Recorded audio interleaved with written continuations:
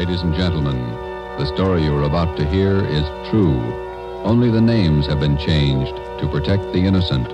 NBC brings you Dragnet.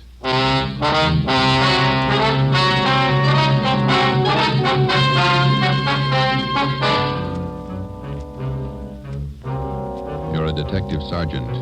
You're assigned to burglary detail. A gang of hijackers has started to work in your city.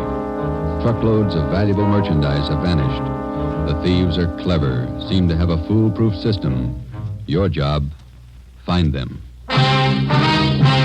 Dragnet, the documented drama of an actual crime, investigated and solved by the men who unrelentingly stand watch on the security of your home, your family, and your life. For the next 30 minutes, in cooperation with the Los Angeles Police Department, you will travel step by step on the side of the law through an actual case from official police files. From beginning to end, from crime to punishment, Dragnet is the story of your police force in action. It was Thursday, March 6th. It was windy in Los Angeles. We were working the night watch out of burglary detail. My partner's Ben Romero. The boss is Ed Backstrand, chief of detectives. My name's Friday. I was on the way back from the record bureau, and it was 5:35 a.m. when I got to room 2A. Interrogation room. Read this to him, Ben. Yeah. 2,600 dozen nylon stockings, 45 bolts of silk, 58 cases imported perfume. Where are you dumping this stuff, Laval? That's what we want to know. I told you the truth. I have nothing to do with it. I don't know anything about it. What was this stolen waybill doing in the cab of your truck? How many times do I have to tell you? I don't know. Your fingerprints are all over it. You must have carried it there. I didn't carry it there. Somebody's out to frame me. How many in the hijack gang, Laval? I'm not in a hijack game. I told you I don't know. When are you going to let me go? Who's the head of the gang? I don't know any head of the gang. I want to get out of here. You're covering for somebody. I'm not covering for anybody. You take the rap for all this, you're going to have a beard down to your knees by the time you get out. I'm not taking any rap. Then let's have it. Oh, I'm tired. $42,000 worth. You know who took it. You know where it is. They could have disappeared anywhere on their way from the east to the 1,000 places. Nothing was missing from those shipments when they came in on the train. Everything was there when they were unloaded at the warehouse. Then I don't know. I don't know. Every dollar's worth was accounted for when it was loaded on the truck. Well, where is it now? I'm tired. We've been here all night. Laval, let me read it for you again. 2,600 dozen nylon stockings, 45 bolts of silk, 58 cases imported perfume. And you're trying to tell us somebody hijacked all that from the trucks without you knowing it? The trucks were loaded at the warehouse. We went out to eat. We came back, got in the trucks, delivered the stuff, and that's all I know. And while you were out eating, the receipts for the load disappeared, too. Is that right, Laval? I don't know where the waybills are. The shipping clerk, that's his job. We talked to him. He says one of you could have taken the waybill. Well, then he's lying. I didn't take him. Then what was this waybill doing in the cab of your truck? I told you, I don't know. Somebody's trying to frame me. Why? I don't know. Somebody, I don't know why. Then you better come up with an answer, mister. Look, I'm tired. We've been here since 6 o'clock last night. We're all tired. Who you covering for? What are you trying to build? Any of that coffee left, Ben? It's cold. That's all right. You want some, Laval? No.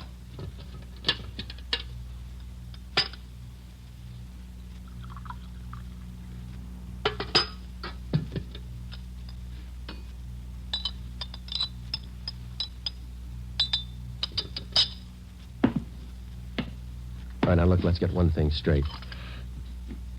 We've been here all night. We can be here all day, tomorrow, the day after that, and the day after that. Yeah. We got enough to make you on this. You know that, and we're going to stay with you to tell us the truth, everything. I've told you all I'm going to tell you. If we stay here for 6 months, you got it all. This your home phone, Hillside 8321. That's right, 8321. What time's your wife get up, Laval? What do you mean? Ben, get an outside line. Yeah. You're not going to call my home. That's Hillside 8321, Ben. Outside, please. Don't do that. Don't. Not my wife. Please. All right. Ask the questions again.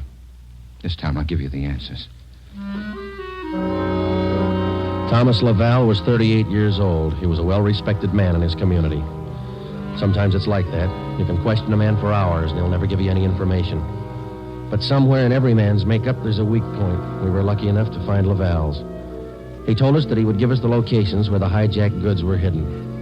He told us the addresses were written on the ledge of a windowsill on the 7th floor of the Teamsters Union Hall. It was 8:30 a.m. On the 7th floor, is that right? Yeah. Do me a favor. Don't make it too big. Well, look, we have to walk through the hiring hall before we get to the elevators in the back. Yeah? These handcuffs. They'll see them, all the guys in the hall. They know me.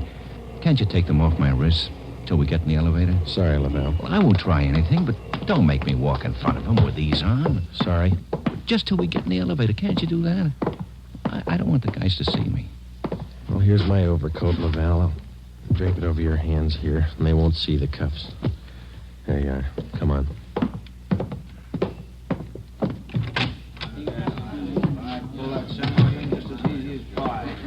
Hi, Tom. How are you? Hi. What's new, Tom? Not much. Oh, that was easy. Let's take the elevator. Yeah.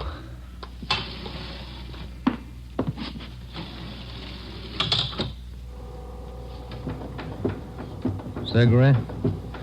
No, thanks. Joe? Yeah, okay. Thanks.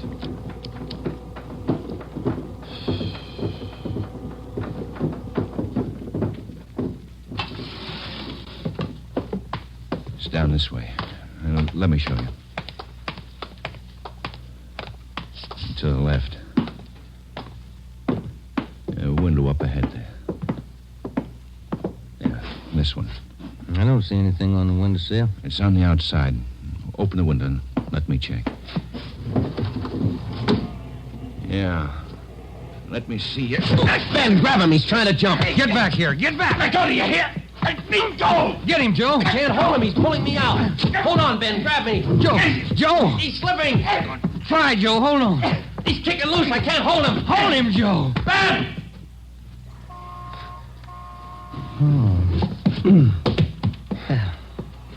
I couldn't hold him.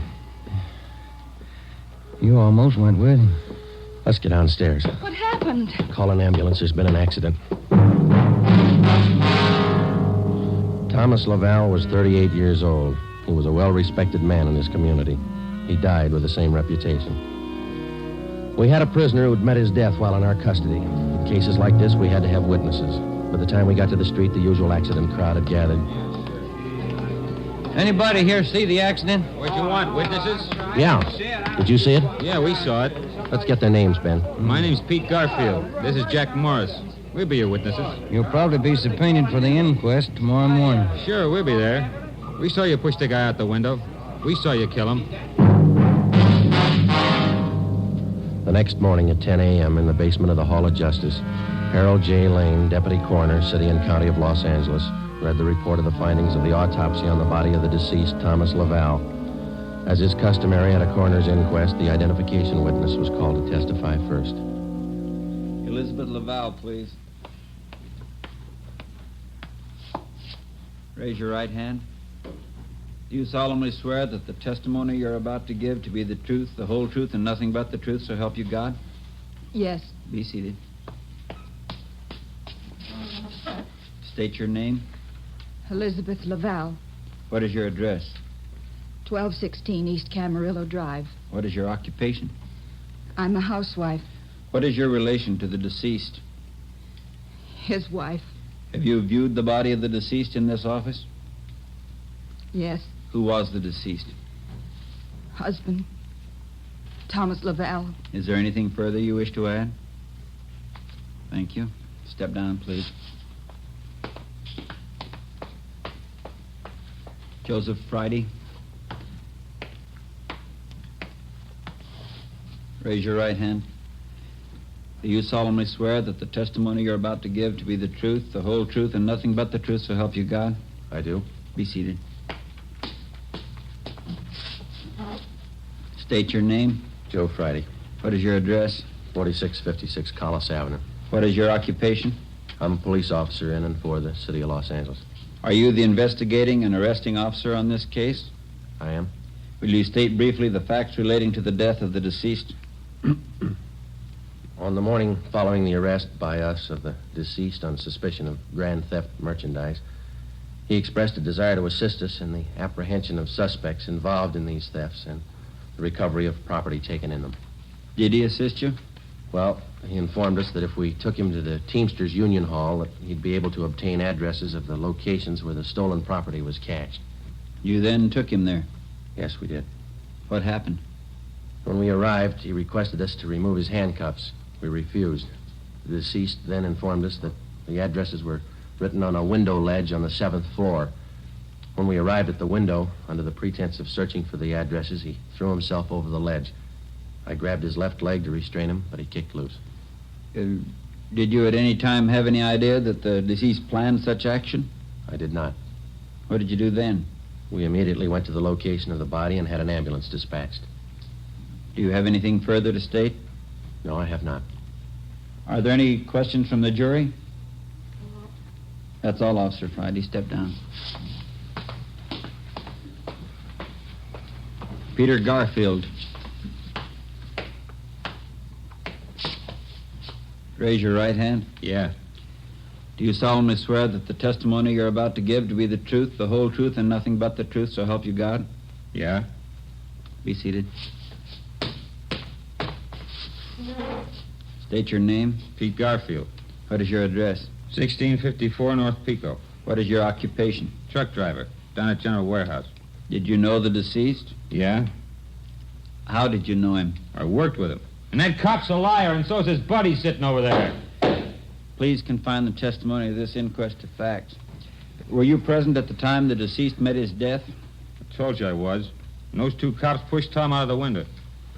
Where were you at the time the deceased was pushed or jumped from the window? Jack and I just left the Union Hall. We were going out the front door when it happened. What attracted your attention? I heard him scream. When I looked up, Tom was falling. That cop was standing at the window watching him. Did you see the officer push him? Yes, I saw him. Did I understand you to say you were on the street outside the building at the time? Yeah. And you saw the officers push the deceased from the window on the 7th floor from your vantage point? Yeah. Isn't it true that that's a physical impossibility? What is? That you could have seen what you testified to from where you were standing? I know they pushed him. You know or you saw? I know, that's all. Tom wouldn't jump out of a window. Then it's true you didn't see the officers push the deceased out of the window? No, I didn't see him. Is there anything further you'd like to add? They must have pushed him. Any question from the jury? That's all, Garfield. Step down. Dorothy River. Raise your right hand. Yes, Do you solemnly swear that the testimony you're about to give to be the truth, the whole truth, and nothing but the truth, so help you God? I do. Be seated. State your name. Dorothy River, What is your address? 211 South Beverly Drive. And what is your occupation? I'm a stenographer at the Teamsters Union Hall. Were you present the morning the deceased met his death? I was. State where you were and what you were doing. I was in our office on the 7th floor doing some filing. Please state what you witnessed. The filing cabinet in our office is by the door. The office faces on the hallway, and the door happened to be open. I heard a commotion and looked out. I saw those two officers struggling with a man. Did you hear any conversation? Yes. I heard that officer there say, "Get back here, get back." The man outside the window yelled, "Let me go, let me go." This officer here, Officer Friday, said, "He's pulling me out. Hold on, Ben, grab me." How far from the window were you?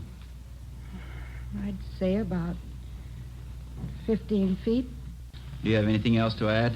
Yes. As the two policemen started downstairs, Officer Friday said to me, "Call an ambulance. There's been an accident." Thank you, Miss River. Those officers didn't push that man out the window. They were trying to hold him. After hearing additional witnesses, the coroner's jury retired at 11:57 a.m. 8 minutes later, they returned with their decision. The deceased met his death voluntarily and by his own actions. The homicide detail continued the investigation of Laval's death. A week went by. With homicide working one side, we hoped that they might turn up additional leads in the hijacking case. Nothing turned up. At It seemed that with the death of Thomas Laval, our leads came to an abrupt stop. On Tuesday morning, March 16th at 9 a.m., we got a call from Chief of Detectives Ed Backstrand. Now, once more, what about the way bills on these shipments? You checked them? Everything we could. Talk to everybody that handled them. And talk to him some more. $42,000 in merchandise doesn't just disappear. Now, who's the last one to handle those way bills? The warehouse shipping clerk. The bills were signed and stamped. 2 hours after he filed them in his desk, they disappeared. What about the truck drivers? You checked them out? Talked to all of them. Nothing so far. Nothing was missing from those shipments until they left the warehouse. Is that right? Yeah. And somewhere in between the warehouse and the delivery points, $42,000 worth of goods disappeared. Somebody's got to be hijacking those loads. We know that, but how do we get to it? Maybe they're working alone. Maybe they're working with the truck drivers. It's one of the others. Got to be. We just hadn't lost Laval. Well, you lost him. That doesn't close the case. You got a suggestion? Yeah, I got a suggestion. Crack it.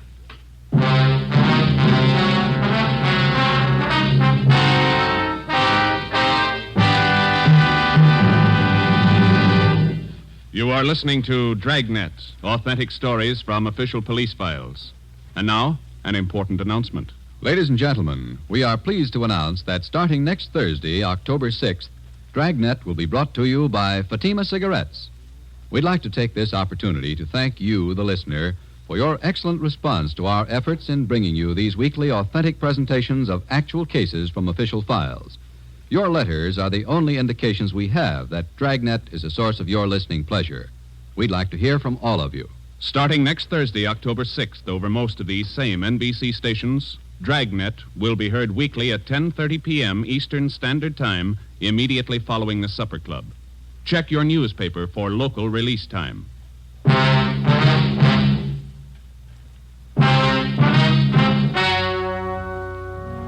We stayed on the job. Another week went by. No leads. We spent so much time at the general warehouse where the merchandise disappeared that we almost got to be a part of the crew. We got to know everybody. We made frequent visits to the Teamsters Union Hall, but got us nothing.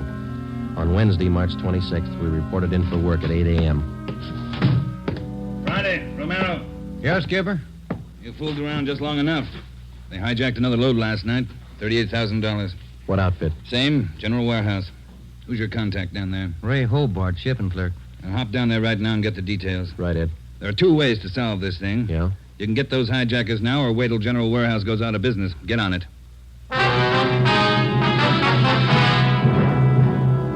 Hobart, who was the shipping clerk on duty last night? I was, working for Siegelmeister. He's out with a cold. And you saw the stuff was loaded on the trucks and you checked the waybill. As usual. Everything as usual. Checked the trucks out at 2 a.m., went back to the office, filed the waybills. You work a pretty heavy schedule, Hobart. You started at 2 a.m. and you're still on duty? It took the last 4 hours of Siggy's shift, at 2 a.m. to 6 a.m. He had a cold. I was back here at 10 this morning to start my own shift. When did you find out the waybills were missing on that shipment last night? Just before I went off. Maybe 5:30, 5:45. Well, how about the truck drivers who handled that load, Hobart? You got them? Let's see. I got it right here. Okay. Here you go, Sergeant. Jack Morris and Pete Garfield. Jack Morris and Pete Garfield were brought in for questioning. We double-checked with Homicide and found that their reports on Morris and Garfield tallied with ours. No previous records. Both men had been tailed for a reasonable length of time since their testimony at the Laval inquest. Their actions failed to implicate them. 4 days after the second hijacking, we got a tip from one of our informants down in the warehouse district. He told us that a man in a gray suit had been hanging around the coffee shop next to the Teamsters Union Hall. He was peddling nylon stockings, cheap. There had been other reports like this, which we had followed up, but none of them had paid off. Usually such leads didn't pay off, but we couldn't be sure. They had to be checked. At a few minutes before 5 that afternoon, we found the nylon salesman in the gray suit in the back booth of the coffee shop adjoining the Union Hall. Look, Mag. Take a look. The finest. You can't do better. 51-gauge nylon. Look good, huh? Sure do, don't they, Joe? Yeah, they do. We've been looking for you, Mac. Some of the guys in the Union Hall said that you'd be around. Sure, I saw lots of these around the hall. Truck drivers, just like you, buying them like crazy. Good deal. Sure looks like it, man. How many pair can we have? Many as you want. 4 bits a pair, you name it. You got a couple of dozen for us? Couple of dozen? No, not on me, but I can get them. Many as you want. Well, we're kind of in a hurry. Can you get them for us fast? Couple of dozen. Better make it 3 dozen, huh, Joe? Yeah, if you want. 3 dozen. Can you get them now? Couple of hours I can get them. Same quality. Want to meet me here? Oh, I don't know. We wanted him for tonight. My wife's birthday, you know. Well, maybe an hour and a half. How's that? 3 dozen, meet you here. Oh, look, Mac, maybe we're both heading the same direction. Can't we go with you and pick up the nylon? Save time for all of us. No, I don't think so. No. Can't you wait? Hour and a half? How's that? Ever find a better buy? I'm sorry, Mac. I wish we had the time. Well, where do you have to go to pick up these nylons? Oh, way out. Sunset Boulevard near Fairfax. Can't you wait? I'll make it fast. Can't we pay you and then go out and pick them up ourselves? Huh? No. Don't work that way. No. Can't you wait here? I'll make it fast. We ought to be home now, Joe. Yeah, I'm sorry, mister. We'll have to skip it. Yeah, maybe we can pick up something on the way home, Ben. Candy or something. Wife likes candy. Now, look, fellas, I don't want to see you lose out on this deal. I'll meet you halfway. How you mean? Look, together we'll go out to Sunset and Fairfax, huh? Near the place. You wait there at the hamburger stand, and in 5 minutes I'll bring you the stuff, okay? Oh, I don't know. We're late already, but... All right, it's a deal. I'll call the wife and tell her we're going to be a little later. 3 dozen, is that right? 3 dozen of the best. You can't do better. All right, I'll be back in just a minute.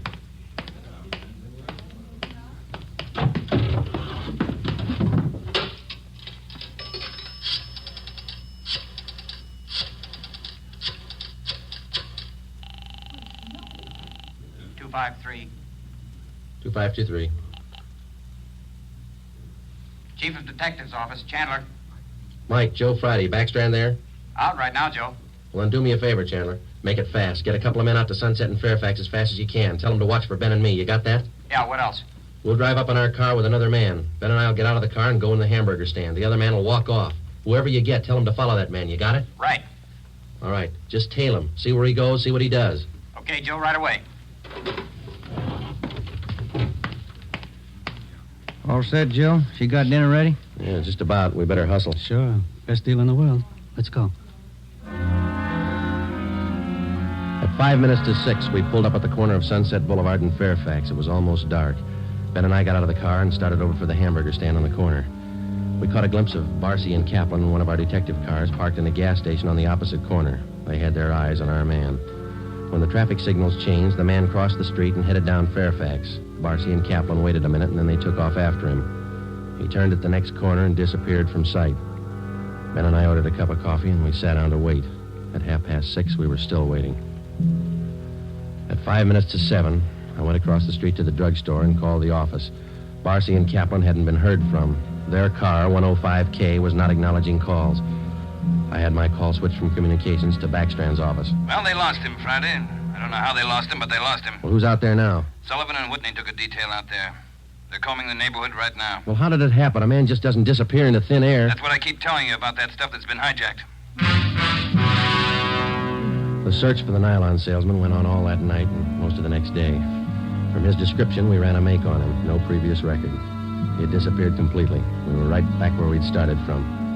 The only thing we could do was to start backtracking, re-questioning the people at General Warehouse, the truck drivers, the shipping clerks.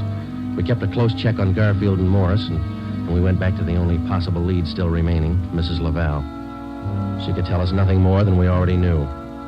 When we left her, we started on the neighbors for the second time around. For the rest of the day, we canvassed the immediate neighborhood. We got as many opinions of the Lavals as they had neighbors. At 3:30 that afternoon, we visited with Miss Gertrude Langster, a 50-year-old maiden lady who lived almost directly across the street from the Laval house.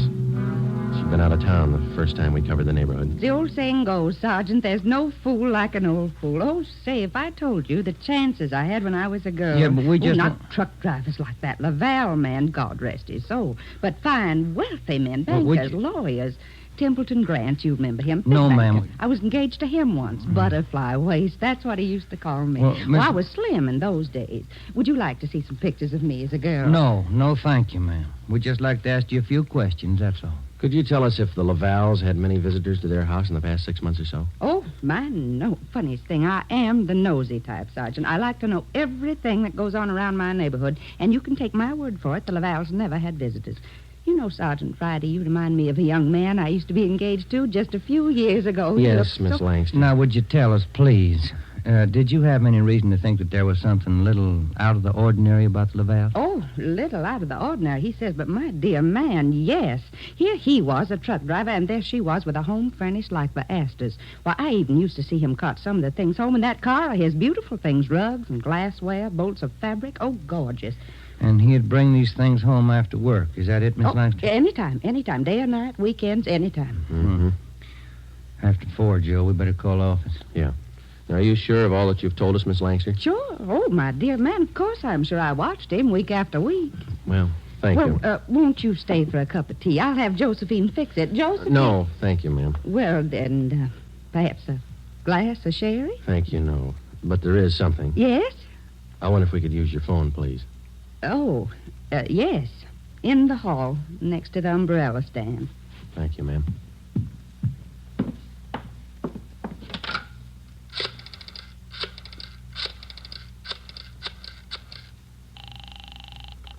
City Hall. 2523. 2523. Backstrand. Friday, Ed. Nothing much here. Well, there's something here. Barcy and Kaplan just called. Pete Garfield left his house half an hour ago. Then he picked up Morris. What's so unusual about that? Nothing, except the guy driving the car is the little man in the gray suit, the nylon salesman. Barcy and Kaplan are tailing him. Where are they now? Headed north out Riverside Drive. Well, there's nothing out there but a golf course and a lot of riding stables. I don't care what they do for recreation. Go get them. With red light and siren, it took us 12 minutes to pick up Barcy and Kaplan on Riverside Drive. At 4:23 p.m., we pulled up in front of the Blue Pony riding stables. Barcy and Kaplan's car was overturned just beyond the driveway leading up to the riding academy. Kaplan's hurt. I called an ambulance. They rammed us. What kind of a car are they in? They switched. They're driving a 12-ton Bulldog semi. Which way they head? Going north. Got a 3-minute lead on you. Pneumatic commercial. Adam 653. Let's go, Ben.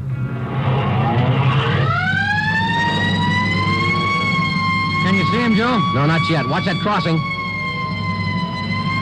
Up ahead, Joe. That's a semi. Can you read it? Wait a minute. Adam 653. That's them. Took a right on Lancashire. Don't lose them. They're pushing that semi too hard. Look at that trailer sway.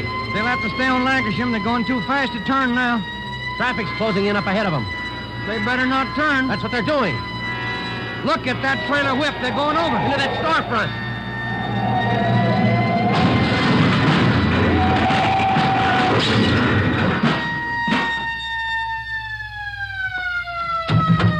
Come on, Ben. You all right? Wait a minute. Let me see. Yeah, they're banged up, but they're alive. Well, there they are, Joe. Yeah. Garfield, Morris, little man in the gray suit. It's funny, isn't it? What's that? Garfield's going to swear we pushed that truck through that window.